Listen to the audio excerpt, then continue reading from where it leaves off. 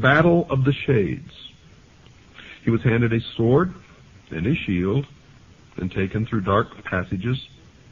He met certain persons presenting a frightful appearance, carrying torches and serpents. He was attacked with the cry of "Panis!"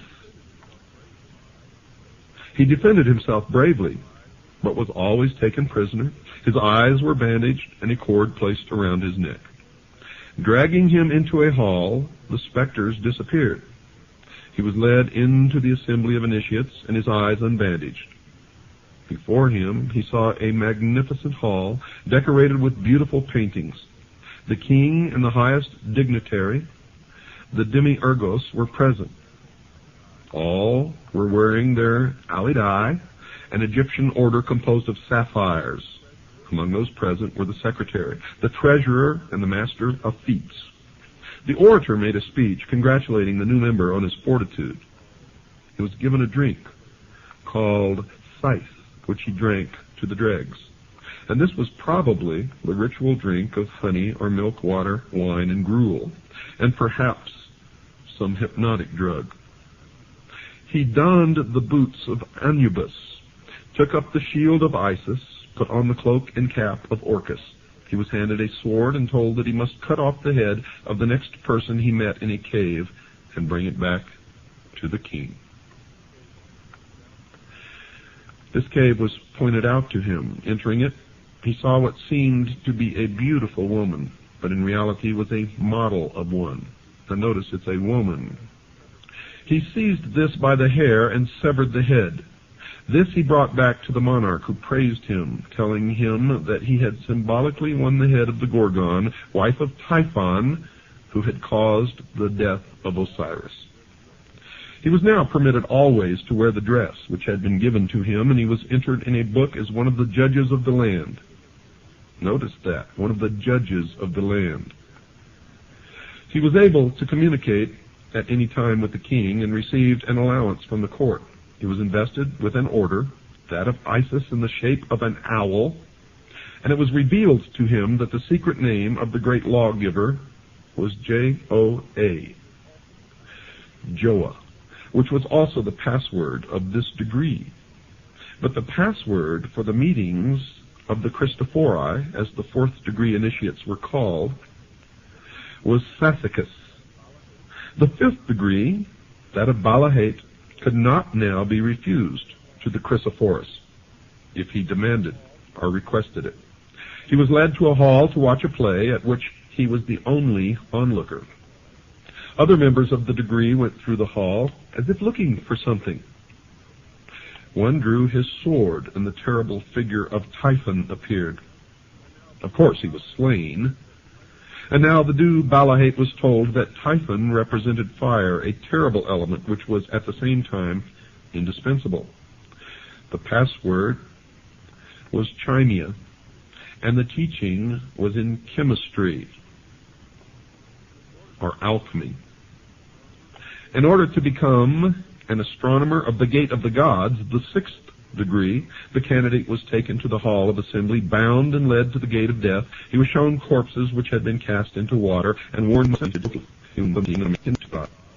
where he looked at the pictures of the gods while their histories were explained to him.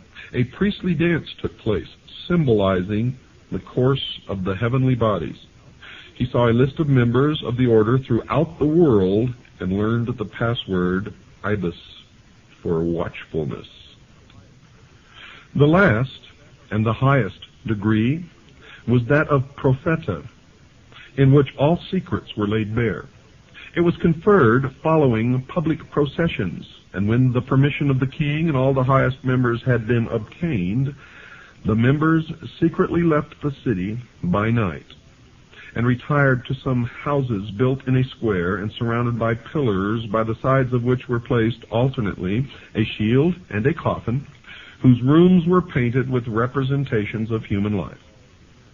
Now these houses were called Menares, for the people believed them to be visited by the manes of departed men. On their arrival at these houses, the new member, now called Prophet, or Saphanath Panka, a man who knows the secrets, was given a drink called oimeles and told that now all trials were over. He received a cross of peculiar significance, which he was always to wear. He was clothed in a wide, white-striped dress called itangi. The usual sign was crossing his arms in his wide sleeves. He could peruse all the sacred books written in the Ammonite language. His greatest privilege was having a vote in the election of a king, and the password was Adan. These mystical societies always continued, and one of special interest is the powerful society in Afghanistan in ancient times called the Roshaniya, or Illuminated Ones. There are actually references to this mystical cult going all the way back through history to the House of Wisdom at Cairo.